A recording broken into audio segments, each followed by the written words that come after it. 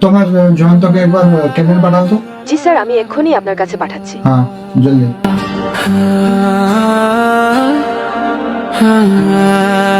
May I come in, sir? Yes,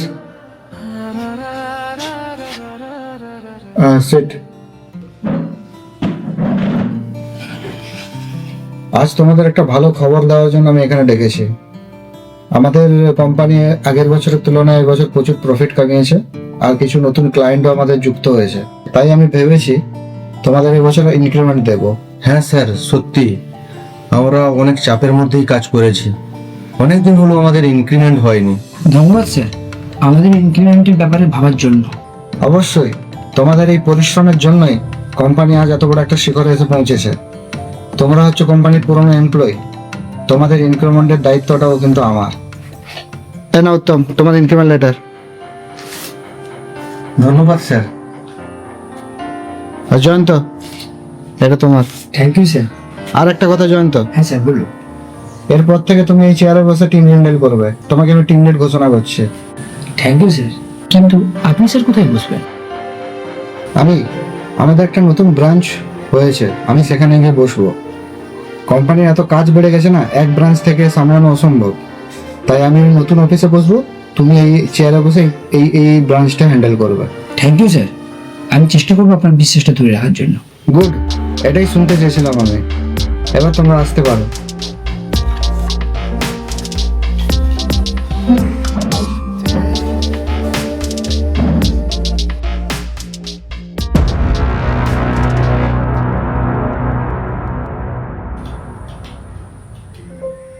উত্তম, কিছু বলবে? না মানে স্যার, কিছু কথা বলার ছিল। আচ্ছা ঠিক আছে, তুমি বসো, চেয়ারে বসো। হ্যাঁ বলো। স্যার, আমি 10 বছর ধরে এই কোম্পানিতে কাজ করছি, আর জয়ন্তর আগে এই কোম্পানিতে আমি জয়েনও করেছি। আর এই অফিস টাইম আমাদের 9টা থেকে 6টা পর্যন্ত, কিন্তু আমি রাত 9টা 10টা পর্যন্ত কাজও করেছি আমি এখানে। তারপরও আপনি ওকে টিম লিডের দায়িত্ব দিয়ে দিলেন। হ্যাঁ আচ্ছা উত্তম, আমি বুঝতে পেরেছি। একটা কাজ করবে উত্তম, ক্যান্টিনে গিয়ে দেখে আসো তো, এত চেঁচামেচি কিসের হচ্ছে?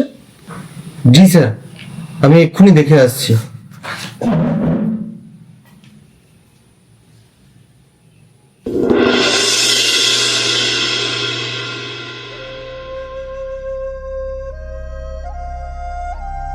হ্যাঁ উত্তম, কি হয়েছে ওখানে? না স্যার, তেমন কিছু না। বিমলের খাবারে একটা পোকা বেরিয়েছিল, তাই নিয়ে এত চিৎকার চেঁচামেচি হচ্ছিল। আচ্ছা, কি পোকা ছিল? স্যার, ঝিঝি পোকা। আচ্ছা, বিমল এখন ঠিক আছে তো? ওটা তো স্যার জিজ্ঞেস করা হয়নি। ঠিক আছে, ওটা জিজ্ঞেস করে আসো তাড়াতাড়ি। ঠিক আছে স্যার, এই যাচ্ছি আমি।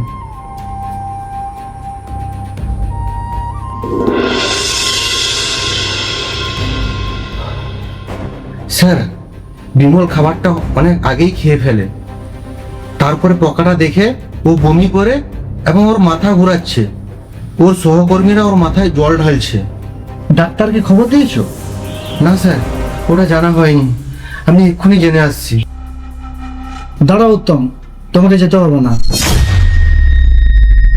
জয়ন্ত, জি স্যার বলুন।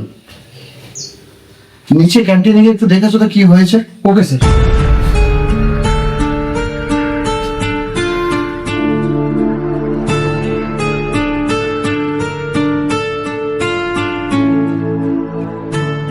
স্যার, বিমল ক্যান্টিনে খাবার খাচ্ছিল, ওর খাবারে ঝিঝি পোকা বেরিয়ে যায়। হঠাৎ ওটা দেখে ও বমি করে এবং মাথা ঘুরিয়ে পড়ে যায়। ওর সহকর্মীরা ওর মাথায় জল ঢালছিল। আমি তবুও স্যার সেফটির জন্য ডাক্তারবাবুকে ফোন করে দিয়েছি, উনি 10 মিনিটের মধ্যে চলে আসছেন। ভেরি গুড জয়ন্ত, তুমি এবার আসতে পারো। Okay sir.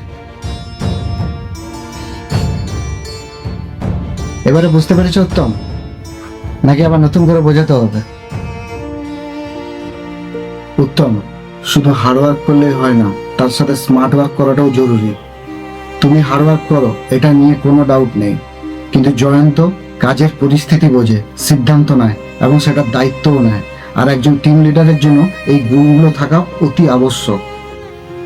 Sorry sir. শেখার কোনো বয়স হয় না উত্তম, তুমিও পারবে যদি শুধু কাজ না করে কাজটাকে বুঝে করতে শেখো। এখন তুমি আসতে পারো উত্তম। Okay sir.